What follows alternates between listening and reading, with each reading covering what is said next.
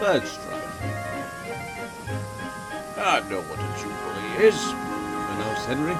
It's an engine call for harbours and men of a crew. Isn't it a sort of party? Asked Percy.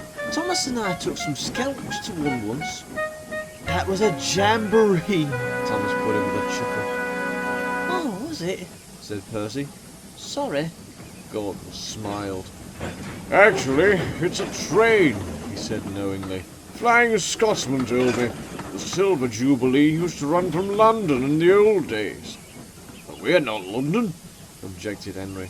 And if it's a train, why do we need it? James continued. We don't, interrupted a well-known voice.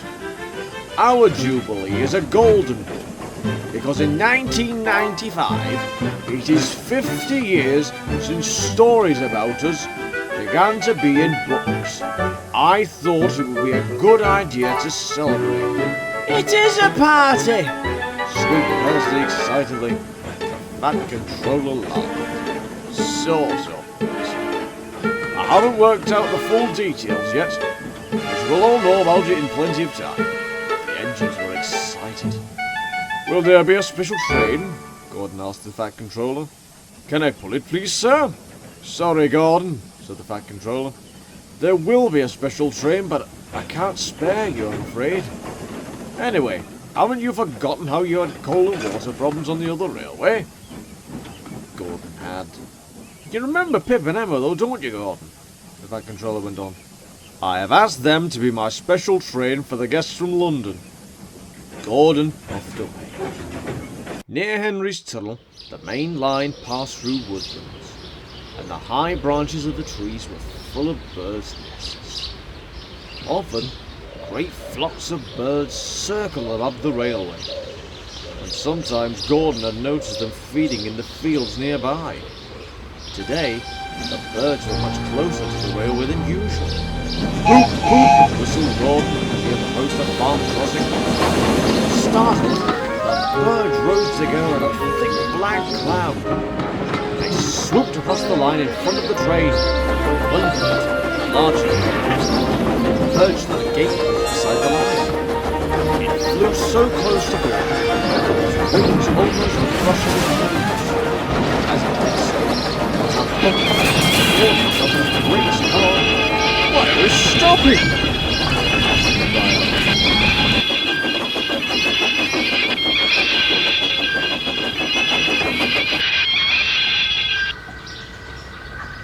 Perhaps someone's pulled the emergency brake, said the driver. Don't worry, the guard will come and tell us in a minute. But the guard had no idea what was wrong. There must be a leak in the brake pipe, said the fireman. He inspected the pipe from one end of the train to the other, but he could find nothing wrong. I can't understand it, said the driver, scratching his head. There's no leak anywhere, and yet the brakes are hard on. It was just when those birds flew across, said Gordon. One nearly hit me, and then there was a bump. Just a minute, interrupted the fireman. He looked quickly at Gordon's front brake pipe.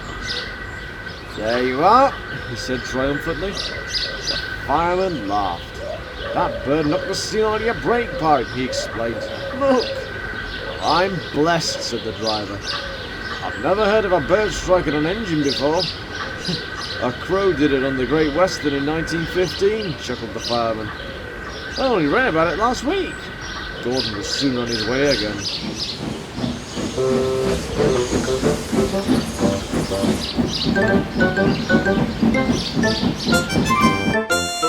The other engines laughed. Poor old Gordon, they chuckled to each other. Fancy being stopped by a bird. That's nothing to crow about, is it?